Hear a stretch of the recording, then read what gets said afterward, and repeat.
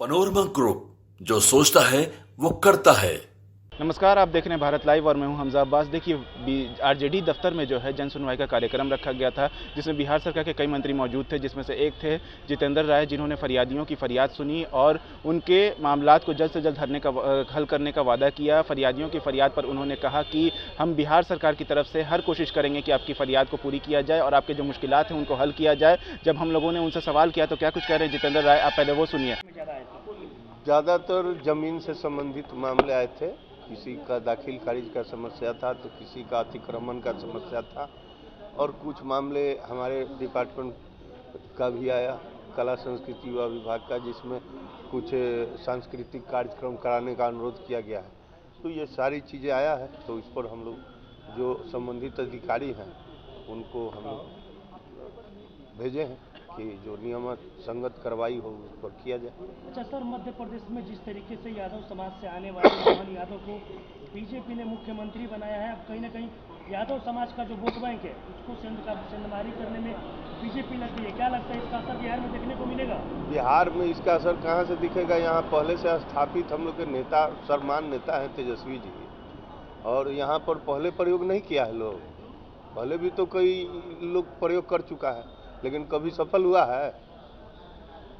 तो क्या लगता है सर, ओबीसी का जो वोट बैंक है उसको सेंधमारी करने अभी महागठबंधन पूरी तरह से इंटैक्ट होकर काम कर रही है और जिस तरह से लगातार रोजगार पर काम चल रहा है, जाति गणना देखिए कि आप, आरक्षण पर काम हुआ, तो इन सब कामों को जो सब लोग करीब से देख रहे हैं।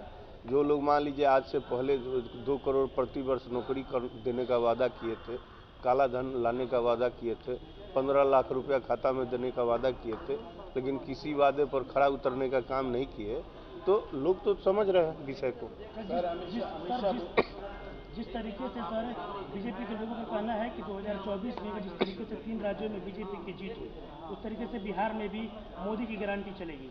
देखिए, प्रदेश का चुनाव जब भी होता है, खास करके उस साइड जो प्रदेश में चुनाव हुआ है, तो आप देखे होंगे कि हर बार वहाँ सरकारें बदलती हैं, तो वहाँ का एक अलग वो होता है। और ये तो लोकसभा का चुनाव होगा तो पूरे देश में एक अलग माहौल होता है और देश स्तर पर जो निर्णय होते हैं उसके आधार पर चुनाव होता है। सर, अमित शाह बोल रहे हैं सर कि जातीय जनगणना गलत कराई गई है, विशेष जात के लिए कराई गई है।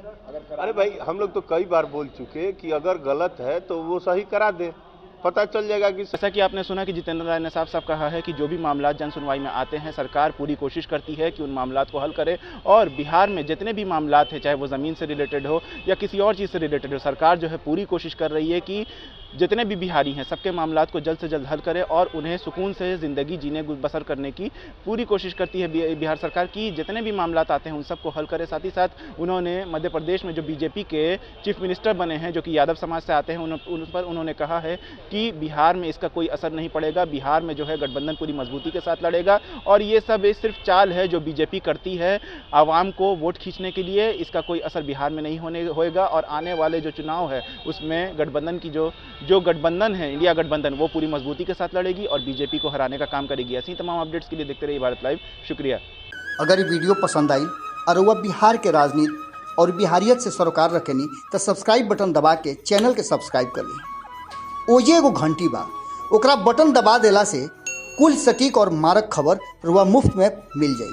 अगर रुआ पत्रकारिता के हमनी के नया प्रयोग में सहयोग कर चाहतानी तो ज्वाइन बटन दबा दी। पेटीएम नंबर नोट कर ली 9386816700। धन्यवाद।